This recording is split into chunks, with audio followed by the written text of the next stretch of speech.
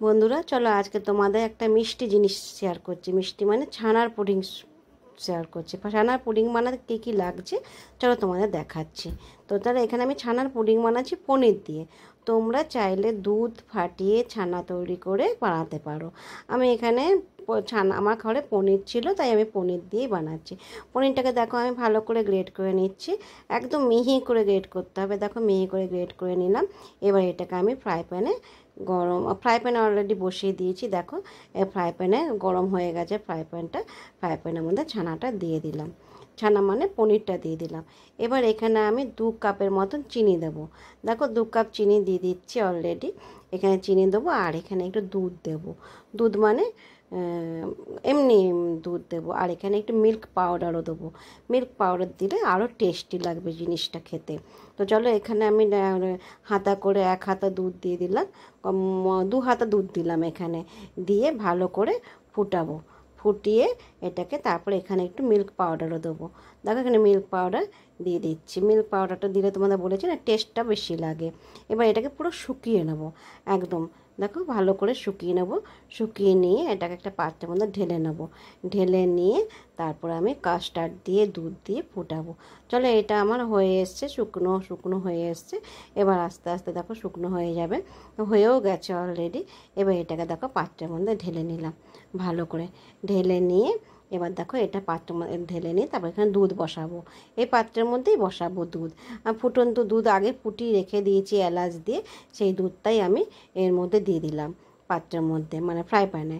তারপরে 1 কাপের মতন চিনি দিলাম। চিনি ভালো করে দিয়ে ফুটিয়ে এবার এখানে একটু এলাচও দেবো। দেখো এলাচ গুঁড়ো দিলাম এখানে। এলাচ গুঁড়ো দিয়ে ভালো করে দুধটাকে ফুটাবো। ফুটিয়ে তারপরে এখানে একটু কাস্টার্ড পাউডার পড়বে। দেখো দেখাচ্ছি কাস্টার্ড পাউডার। এটাকে একটু দুধ দিয়ে গুলবো। এই কাস্টার্ড পাউডার কিন্তু ঠান্ডা দুধে গুলবে বা ঠান্ডা জলে গুলবে। গরম জিনিসে গরম দুধ বা জলে গুললে কাস্টার্ড পাউডার দলা পেকে যায়। তাই ঠান্ডা দুধে গুললেই সঙ্গে সঙ্গে গোলা হয়ে যায়।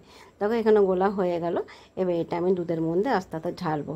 ঢেলে চালাতে থাকবো। এটা কিন্তু না চালালে দলা পেকে যাবে। দেখো ভালো করে চালাচ্ছি। ভালো করে চালিয়ে চালিয়ে এটাকে একদম চালিয়ে নেবো। দেখেছো তো? তারপরে এখানে আমি একটু কর্নফ্লাওয়ার দেবো। কর্নফ্লাওয়ার দিলে কী হবে, পুডিংটা খুব সুন্দর হয়। দেখো এখানে ফুটতে থাকছে দুধটা। এবার আমি ভালো করে এটাকে কিন্তু একদম শুকিয়ে নিতে হবে। এত দুধ দুধ থাকলে চলবে না। এটা পুরো গাঢ় করে নিতে হবে। দেখো আর না নেড়েই যেতে হবে, এটা সমানে নেড়ে যেতে হবে। নাহলে কিন্তু এটা লেগে যাওয়ার ভয় থাকবে। আর দেখে এখানে আমি একটু কর্নফ্লাওয়ার নিচ্ছি। 2 চামচের মতন কর্নফ্লাওয়ার নিয়ে একটু জলে গুলে, ঠান্ডা জলে গুলে তার মধ্যে আমি কিন্তু 2.5 চামচের মতন নিলাম এখানে। তোমরা আন্দাজ মতন নেবে, যেমন যতটা করবে সেই অনুযায়ী নেবে। তো দেখো এখানে আমি 500 দুধের করছি। 2 পোয়া দুধের করছি বলে 2 পোয়া দুধ মানে 500 দুধ।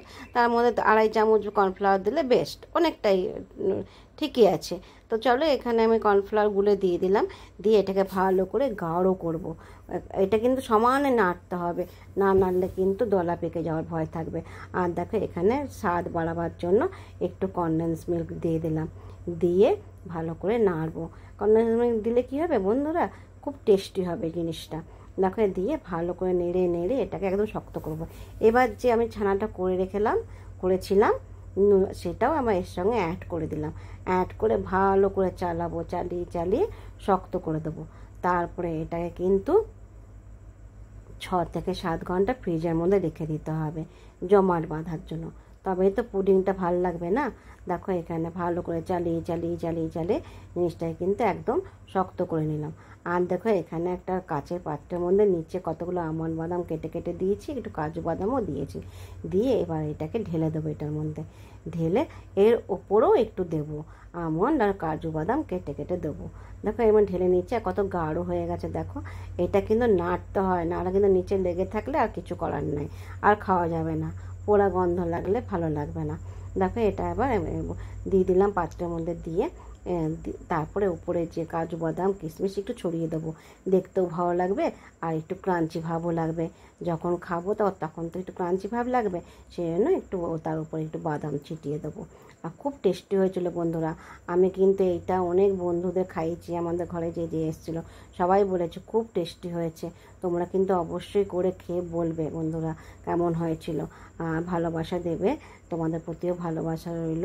সুস্থ সবল বলিষ্ঠ থাকো, নিরোগ থেকো। এটা কিন্তু 6-7 ঘন্টা ফ্রিজের মধ্যে রেখে দিতে হবে। সুস্থ সবল বলিষ্ঠ থেকো, নিরোগ থেকো, এটাই ভগবানের কাছে প্রার্থনা করি। দেখো ফ্রিজ থেকে বার করে নিয়েছি আমি, নিয়ে এবার একটা পাত্রের মধ্যে ঢালবো মানে রাখবো।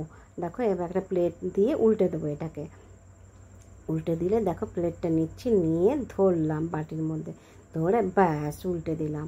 উল্টে দিয়ে এবার যে একটা পেপার পেতে দিয়েছিলাম না, বাটার পেপার, এটা আস্তে আস্তে তুলে দেবো। এটা সহজেই উঠে যাবে, এমন কিছু নেই। দেখো কি সুন্দর উঠে যাচ্ছে, সহজে উঠে গেল। ব্যাস আমার হয়ে গেল ছানার পুডিং। দারুণ টেস্টি হয়েছিল বন্ধুরা, তোমরা অবশ্যই ঘরে বানিয়ে খাবে, খেয়ে বলবে কেমন হয়েছিল। আর লাইক করো, শেয়ার করো, কমেন্ট করো। বন্ধুরা তোমরা কিন্তু কমেন্ট কম করছো। আমি কত কষ্ট করে রান্না দিচ্ছি, একটু একটু কষ্ট করে হাতটা চালাও, হাতটা চালিয়ে একটু কমেন্ট করো। দেখো আর ভালোবাসা দিও। সুস্থ সবল বলিষ্ঠ থেকো, আবার বলছি। আর অবশ্যই করে খেও, খুব টেস্টি হয় এই জিনিসটা, হেলদিও আছে আর টেস্টিও আছে। বাচ্চারা তো ইয়ামি ইয়ামি করে খাবে। বাইরের জিনিস খাওয়াতে ঘরে বানিয়ে খাওয়ালে কত ভালো হয় বলো তো জিনিসটা।